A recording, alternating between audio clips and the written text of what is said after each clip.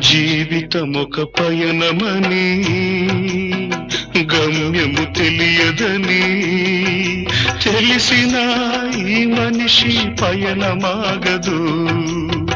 జననం ధర్మమని మరణం కర్మమని తెలిసిన జనన మరణ చక్రమాగదు.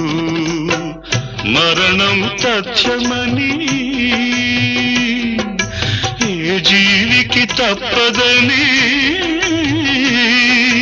తెలిసిన ఈ మనిషి తపనాగదు.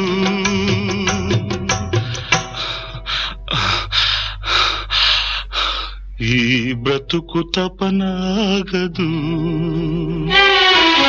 ఆగదు ఏ నిమిషము నీ కోసము